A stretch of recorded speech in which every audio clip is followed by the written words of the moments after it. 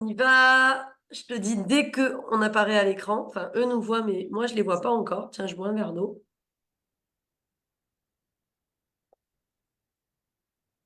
Et ça y est, on est en direct. Alors, et ça y est. Voilà, c'est bon, j'ai le retour son, on est en direct. Je vais laisser les gens se connecter. Désolée pour les 5 minutes de retard. Zoom a décidé de se remettre à jour au dernier moment. C'est les aléas du direct. Je vous présente Patricia. Et Patricia, elle va venir nous raconter son histoire à travers le programme décor et surtout son histoire en amont du programme décor parce que je pense que c'est une histoire qui va parler à plein de gens. Elle va camper le décor. Je fais pas de mauvais jeu de mots, hein. Elle va camper le décor pour parler du programme décor. Mais voilà, Patricia, je voudrais que tu te présentes et que tu présentes un petit peu la situation dans laquelle tu étais avant de commencer ce programme de coaching. Coucou Romain, et il y a Romain qui te dit bonjour aussi, qui est également dans le décor. Voilà, je voulais que tu présentes un petit peu, ben, parce que je sais qu'il y a plein de gens qui vont s'identifier à toi. On a beaucoup parlé du burn-out, c'est-à-dire du j'en peux plus, je suis en train de brûler toute mon énergie. Et Patricia, elle a été plutôt dans le bore out, qui vient de boring, c'est je me fais chier dans mon travail. En gros, c'est ça, je ne trouve pas de sens. Et voilà, je voudrais que Patricia campe son décor. Tu as le bonjour de Mariana également. Mariana, Ah, coucou. coucou Mariana, bonjour tout le monde. C'est Bah, ces potes de promo là, de décor. donc Donc voilà, déjà, je voudrais que tu plantes ton décor justement et que tu ouais. expliques dans quel état d'esprit et pourquoi tu as choisi le coaching plutôt qu'autre chose. Je te laisse parler. Alors déjà, merci de me permettre d'être là. Et puis, je suis contente d'être là. Comme tu l'as dit, j'ai été diagnostiquée pour un bore-out. Je me suis, comment dire, ennuyée. J'avais l'impression que mes capacités, elles n'étaient pas utilisées. Je passais beaucoup de temps à attendre. Jusqu'à temps, en fait. Enfin, ce qui est un peu vicieux, c'est qu'au départ, ça a l'air de rien. Euh, on se dit, voilà, c'est normal, on va attendre, c'est pas grave. Mais par contre, avec le temps, il y a comme une accumulation de choses qui deviennent pesantes. D'ailleurs, je le dis et je sens comme une sensation sur mes épaules et je sentais que je partais, j'étais comme ça, jusqu'à temps que, voilà, un matin, je puisse plus me réveiller, je puisse plus aller travailler, je puisse plus faire semblant parce que j'étais vraiment dans ce mode de faire semblant que tout allait bien. J'avais un beau petit masque de ça va. Et au fait, j'avais une petite voix à l'intérieur de moi qui hurlait ça va pas, il faut faire quelque chose, mais quoi? Et puis il y a eu ce fameux jour où j'étais justement en arrêt maladie et où bah, je commence à avoir des posts sur Facebook que je trouve très inspirants. Ça me parlait beaucoup. Et voilà, donc c'était Delphine, les posts de Delphine, voilà, qui m'appelaient quand même beaucoup. Donc, je me suis aventurée à liker un, deux, trois posts jusqu'à temps que Delphine ben, vienne me parler. Et j'ai pas été très très à l'aise avec la démarche, mais aujourd'hui, je te remercie infiniment au fait d'être venue me chercher parce que je pense que je serais pas venue toute seule. Euh, et puis voilà, donc c'est engager une conversation. Puis j'ai accepté aussi d'avoir un échange un peu plus profond. Et puis je me suis rendu compte que voilà, que j'avais là potentiellement une main tendue par quelqu'un qui semblait vraiment comprendre ce que je pouvais ressentir, mon mal-être en tout cas, et qui proposait une solution. Donc je me suis dit, bah, t'as rien à perdre, vas-y. Voilà. Et c'est vrai qu'avant de tenter la méthode décor, j'étais comme embourbée. Je mettais des actions en place, mais j'étais pas régulière. J'avais des hauts et des bas. J'avais l'impression de me prendre des claques en pleine poire. Et en fait, c'est juste que je savais pas interpréter mes ressentis. Je savais pas voir les choses finalement de manière aidante. Voilà. C'est pas qu'il y a une bonne manière ou une mauvaise manière de voir les choses. Mais en tout cas, ma manière de voir les choses ne m'aidait pas. Voilà. Et puis voilà. Donc, puis j'ai Alors, en plus, tu avais non seulement il y avait le bore out, et puis moi, je m'étais reconnue aussi, parce que je t'avais dit que moi, j'étais à la limite du burn-out, moi, quand j'avais quitté mon boulot d'infirmier. Donc, quand tu parles de cette force invisible qui te maintient chez toi avec le poids du monde sur les épaules.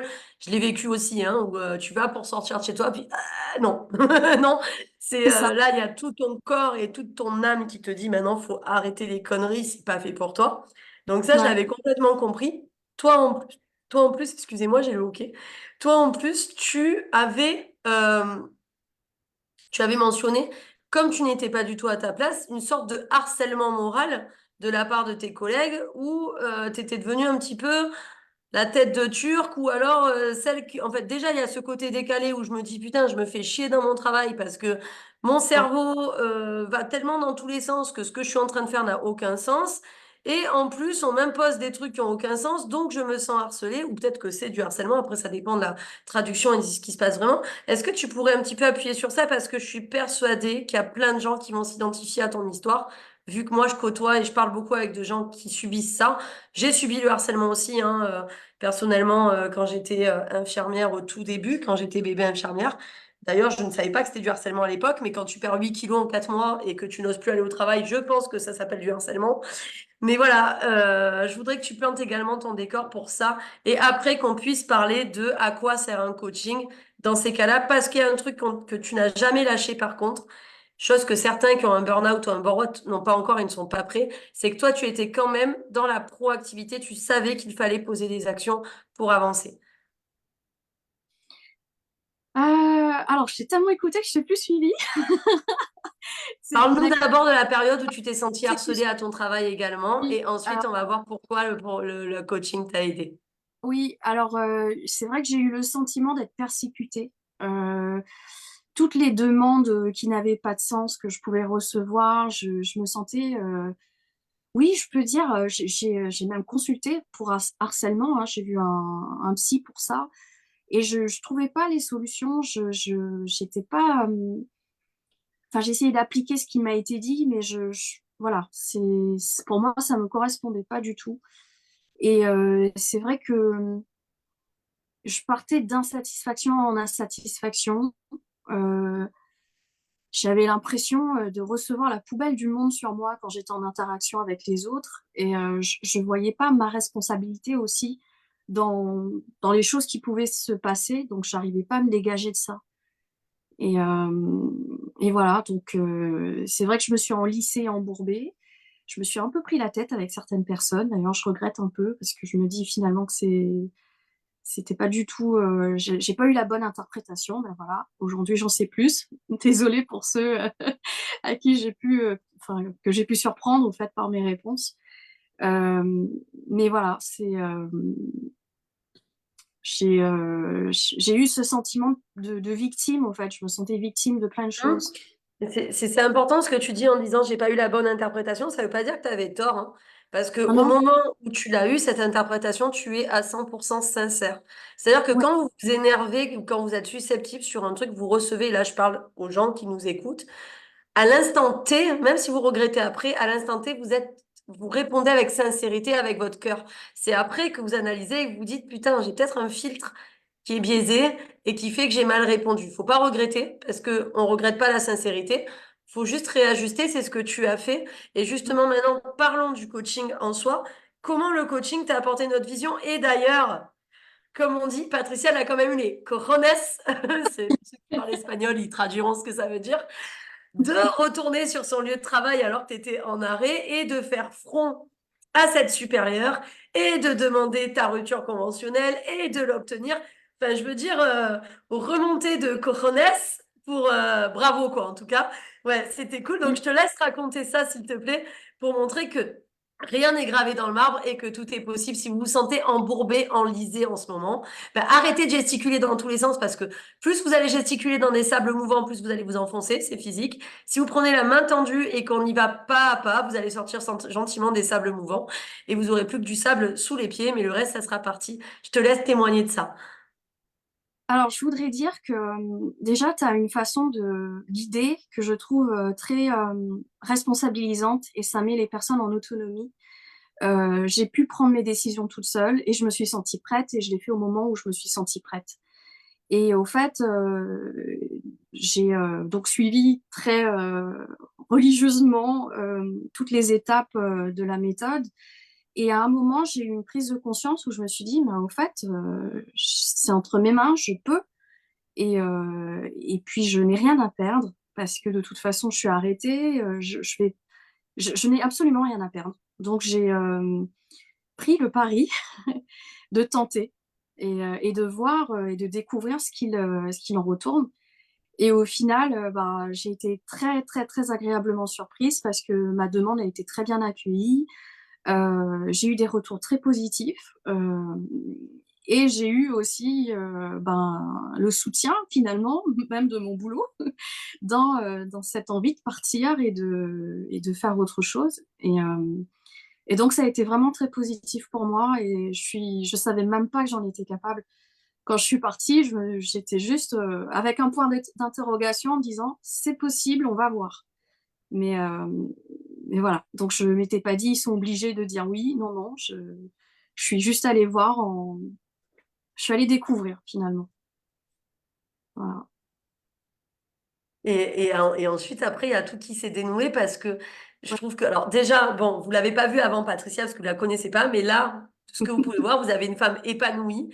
Moi, je la trouve solaire, hein, déjà, je la trouve belle, moi, Patricia, mais solaire dans le sens belle, c'est la beauté charismatique, tu vois ce que je veux dire, le truc qui dégage de je suis bien dans ma peau. Ah Et oui.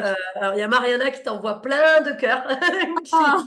il Ça me y touche, a Romain merci. qui te dit que tu es une guerrière, il y a Oh! Jean-Daniel qui te dit bonjour, une Alexandra aussi qui dit bonjour. Donc voilà, il y a eu un beau soutien. Effectivement, tu as été une très bonne élève, c'est-à-dire que tu as suivi le processus. Il n'y a pas de magie hein, dans ce qu'on Non, fait. Il y a du travail. L'autonomisation est importante, c'est bien de le oui, souligner. Le coaching, c'est pas de la thérapie, messieurs, dames, hein. On n'est pas là pour vous prendre par la main et pour vous caresser en vous disant mon pauvre. Non, on est là pour vous dire, OK, maintenant que tu as ça devant tes yeux, qu'est-ce qu'on fait et comment on agit pour avancer? C'est exactement ce que tu as fait. Tu as même fait un rêve parce que en termes de voyage, tu me disais, je rêve de et qu'est-ce qu'elle a fait, Patricia? ah oui, je voulais partir à l'île Maurice avec mon copain et voilà. Donc on y est allé, fin décembre et on s'est amusé, on a profité pleinement. Je pensais pas qu'on pourrait, mais, comme quoi, quand on a une envie, il y a comme quelque chose, un engrenage qui se met en route et puis ça se pose, ça se fait. Donc voilà, j'en ai profité et je suis super contente. Et tout se dénoue. Et maintenant, justement, ton pont vers le futur, c'est-à-dire là, tu aspires à quoi? Je sais que tu commences à prendre des renseignements. Quelle est cette vision du futur que tu as? Pourquoi autant de sourire? Pourquoi autant épanoui? Pourquoi on dirait une femme alignée? Voilà. Bah déjà, je vais bien. Je sais, par les petites techniques que tu nous as données, enfin que tu m'as donné, enfin tout le monde d'ailleurs, réguler mon système nerveux, ce qui change tout. Je repère quand je me sens un peu tendue, j'ai des informations qui viennent de mon corps que je ne connaissais pas et que j'écoute maintenant. J'ai découvert aussi qu'à un moment, j'ai pu être fermée parce que j'ai une certaine hypersensibilité qui fait que j'essayais de le camoufler et donc j'étais super dure et je voulais pas qu'on le voie en fait. Et aujourd'hui, je pleure avec joie. Je regarde des films et je pleure et je suis contente. Je suis contente de voir ce corps qui fonctionne bien. Et par rapport à ce que je veux faire, je m'accorde le temps finalement de réfléchir, de voir un petit peu ce qui me convient et ce qui me convient moins. Donc je suis dans une phase où j'aimerais pouvoir bah, donner aux autres ce qui m'a été donné. J'ai le sentiment de vouloir contribuer. Je ne sais pas exactement en quoi. Euh, et j'ai quelques pistes où je me dis, voilà, j'aimerais bien peut-être éventuellement, j'envisage le métier d'hypnothérapeute. D'ailleurs, je vais en discuter bientôt avec Maude pour voilà, découvrir un peu ce métier et si vraiment il me correspond. Et puis voilà, donc je suis contente parce que je suis dans cette, comment dire, dans cette route, ce chemin où je vais vers ce qui me plaît et que je découvre et que voilà, les jours ne se ressemblent pas et mon quotidien me plaît. Je sais que je peux agir sur certaines choses. Sur Tu ce vis. sur quoi je peux pas agir, bah ça va, je l'accepte, ça va. Voilà, je suis plus frustrée comme avant. Donc je pense que c'est ça. Donc merci Ben, parce que j'y suis pas arrivée c'est tout un seul. Donc, je tiens à dire merci. Et je voudrais aussi dire une dernière chose qui me tient vraiment à cœur, c'est que le collectif, ça fait énormément de bien. Il y a beaucoup de gens avec qui j'ai peut-être pas discuté personnellement, mais ça m'a fait énormément de bien d'entendre leur quotidien, de savoir ce qu'ils vivent et surtout les actions aussi qu'ils peuvent mettre en place. J'ai été nourrie, mais c'est une force. Je m'y attendais pas du tout. J'ai envie de pleurer, même tellement je suis désolée, hein, tout va bien. Je suis juste contente. Et au fait, j'ai reçu, au-delà de ce que je pensais, de gens que je ne connais pas, et je suis contente. Merci infiniment. Voilà. Oh, je suis désolée, je savais que ça allait monter à un moment, mais Non, mais c'est de l'émotion. Bah écoute, en tout oui, cas, merci. Nous, on a été ravis. Maud, ouais, la Maud est en formation. Maud, elle l'a évoqué, fait partie de l'équipe Couleuse Coaching. Vous vous doutez bien que je ici, ne suis pas seule à encadrer tout ce monde. Effectivement, Patricia le souligne, en collectif, en ce moment, ils sont une vingtaine ou 25 connectés. ouais, Au début, les gens ont du mal quand je leur dis collectif. Ils vont se dire, oh, va falloir écouter les autres. Mais c'est comme ouais, ça qu'on apprend. Et comme elle dit, Patricia, euh, ça nourrit énormément de ouais. voir que le quotidien des gens ressemble au nôtre et les techniques qu'ils trouvent pour avancer, etc. Tu as Mariana qui te dit que tu lui as beaucoup apporté aussi. Oh, c'est gentil, merci. Merci Bon. beaucoup. En tout cas, voilà, pour ceux qui hésitent encore à investir je parle même plus français. Pour ceux il y a trop d'émotions. Pour ceux qui hésitent encore à investir sur eux dans un programme de coaching parce qu'ils pensent que c'est c'est trop ou que c'est trop intense, etc. Je vous assure que si vous suivez le processus, on a des résultats. Les résultats, ils sont là. Patricia vous le confirme. Nous, de toute façon, on va continuer à te suivre et à te voir parce qu'on garde le suivi malgré que ce soit fini. Ouais, Et en tout cas, merci. Tu vois, Alexandra Robert, alors elle n'est pas dans le programme décor, mais elle te dit que ça donne de l'espoir. C'est un beau message d'espoir de voir que tout est possible. Et effectivement, quand on veut, on peut. Je veux pas paraphraser la phrase culte que l'on vous dit tout le temps, mais si on se donne les moyens, on a des résultats. Ça, c'est vrai. Et Patricia s'est donné les moyens. Merci beaucoup pour ce témoignage, Patricia. merci à toi, Delphine. Merci infiniment. Je t'embrasse. Est-ce que tu as un mot de la fin à dire ou on se quitte à part bon appétit? Oui, bon appétit. Et puis, franchissez le pas, vous avez rien à perdre, tout à gagner. Voilà. Parfait, merci beaucoup Patricia et je vous embrasse tous. On se voit lundi prochain en duo avec la fameuse Maude dont elle a parlé pour vous parler de la gestion de l'hyperémotivité, chose que vous n'avez pas pu faire lundi dernier. J'ai eu un petit problème de santé. Ça va mieux, ne vous inquiétez pas, on se voit lundi prochain. Bye bye.